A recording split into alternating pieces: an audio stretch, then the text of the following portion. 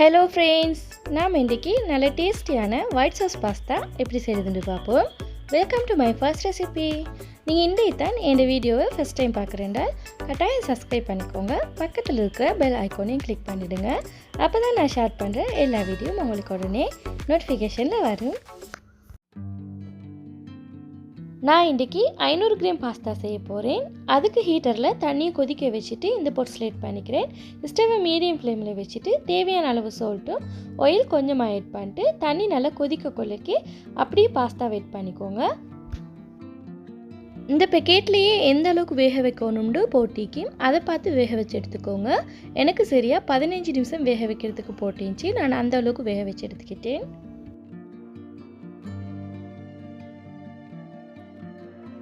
500 gram பாஸ்தாக்கு நான் இன்றைக்கி 250 gram chicken எடுத்துக்கிறேன். உங்களுக்கு பாஸ்தாக்கு 250 கிராம் சிக்கன் தான் ஆட் பண்ணணும்னு இல்லை, உங்களுக்கு தேவையான அளவு பார்த்து ஆட் பண்ணிக்கலாம். அதோடு நான் இன்றைக்கி முள்ளோட சிக்கன் தான் எடுத்துக்கிறேன். உங்களுக்கு சதை சிக்கன் வேணும்னாலும் எடுத்துக்கலாம். நான் இதில் 1 டேபிள் ஸ்பூன் லெமன் ஜூஸ், தேவையான அளவு சால்ட், சில்லி பவுடர் உங்களோட காரத்துக்கு ஏற்ற மாதிரி பார்த்து ஆட் பண்ணிக்கோங்க. கூடவே 1/4 டீஸ்பூன் மஞ்சள் தூள், ginger garlic paste 1 tablespoon add பண்ணிட்டு இதை நல்லா மிக்ஸ் பண்ணி விட்டுக்கிறேன்.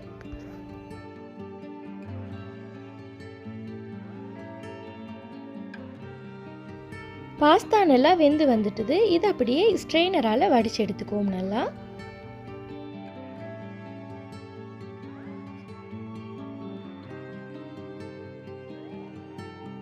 அடுத்து நாம் சிக்கன் வேக வைக்கிறதுக்காக வேண்டி இதில் 6 டேபிள் ஸ்பூன் ஆயில் ஆட் பண்ணிட்டு ஆயில் நல்லா ஹீட் ஆனதுக்கப்புறமா நம்ம மிக்ஸ் பண்ணி வச்சுருந்த சிக்கன் அப்படியே ஆட் பண்ணிட்டு நல்லா வேக வச்சு எடுத்துக்குவோம்.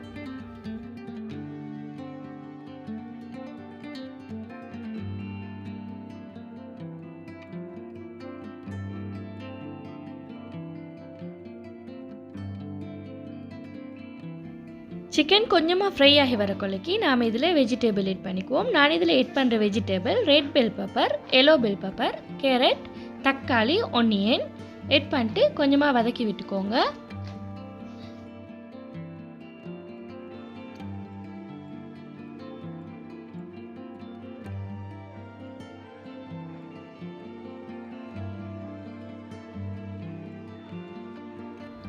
நான் இதில் கொஞ்சமாக சால்ட் ஆட் பண்ணிக்கிறேன். ஏற்கனவே சிக்கன் ஆட் பண்ண சொல்லி கொஞ்சம் பார்த்து ஆட் பண்ணிக்கோங்க. கூடவே காரத்துக்காக வேண்டி கொஞ்சம் பெப்பரும் ஆட் பண்ணிவிட்டு இதில் சோயா சாஸ் கொஞ்சம் ஆட் பண்ணி நல்லா மிக்ஸ் பண்ணி விட்டுட்டு கொஞ்சம் ஒரு 5 நிமிஷத்துக்கு நல்லா வதக்கி எடுத்துக்கிறேன். 5 நிமிஷமாக எல்லாத்தோடையும் நல்லா மிக்ஸ் ஆகி நல்லா வதங்கியாச்சு. அப்படியே ஸ்டவ் ஆஃப் பண்ணிக்கலாம். அடுத்ததாக ஒயிட் சாஸ் எப்படி செய்கிறதுன்னு பார்ப்போம்.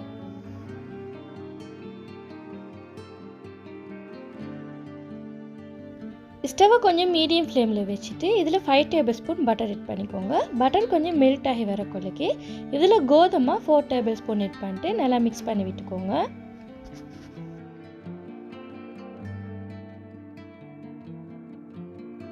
நீங்கள் இதில் கோதுமை ஆட் பண்ண கொள்ளைக்கு ஸ்டவ்வை நல்லா லோ ஃப்ளேமில் வச்சுட்டு ஆட் பண்ணிக்கோங்க. ஆட் பண்ணிட்டு இது நல்லா பட்டரோட நல்லா மிக்ஸ் ஆனதுக்கப்புறமா இதில் அப்படியே மில்க் ஆட் பண்ணிக்கோங்க. சரியா இதில் 3 கப் மில்க் ஆட் பண்ணிட்டு நல்லா கட்டி இல்லாமல் இந்த மாதிரி விஸ்கை வச்சு நல்லா கரைச்சி விட்டுக்கோங்க. இது குயிக்காக கட்டி ஆகிடும். ஐசோட்டி ஸ்டவ்வை மீடியம் ஃப்ளேமில் வச்சுட்டு இந்த மாதிரி நல்லா மிக்ஸ் பண்ணிக்கிட்டே இருங்க லைட்டாக திக்காக ஆகிறதுக்கு.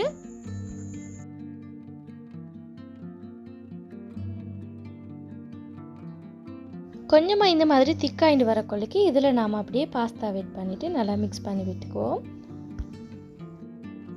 சம்டைம் உங்களுக்கு இந்த ஒயிட் சாஸ் செய்ய கொள்ளைக்கு மிச்சம் கட்டி பட்டுட்டுருந்தால் ஸ்டவ் ஆஃப் பண்ணிட்டு இதை கொஞ்சம் ஆற விட்டுக்கோங்க. ஒயிட் சாஸ் ஆறினதுக்கப்புறமா அதை அப்படியே மிக்ஸி ஜாரில் மாற்றிட்டு இன்னும் கொஞ்சம் மில்கை ஊற்றி நல்லா அரைச்சி எடுத்துக்கோங்க. அரைச்சிட்டு அப்புறமா சோஸை கொஞ்சம் சூடாக்கிட்டு பாஸ்தா வெயிட் பண்ணுங்கள், நல்லா வரும். ஆனால் எனக்கு இது நல்லா சரியாக வந்துச்சு. இதை நல்லா மிக்ஸ் பண்ணி விட்டுட்டு நம்ம ஏற்கனவே குக் பண்ணி வச்சுருந்த சிக்கனை இதில் ஆட் பண்ணி நல்லா மிக்ஸ் பண்ணி விட்டுக்குவோம்.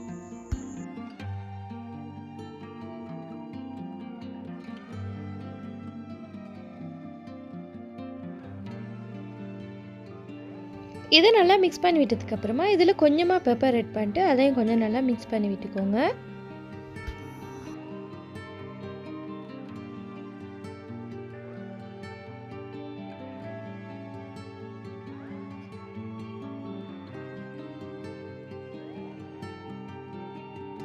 அப்படியே நாங்கள் ஸ்டவ் ஆஃப் பண்ணிட்டு இதை அப்படியே சர்வ் பண்ணுறதுக்காக வேண்டி பிளேட்டில் மாற்றி வச்சுக்கலாம்.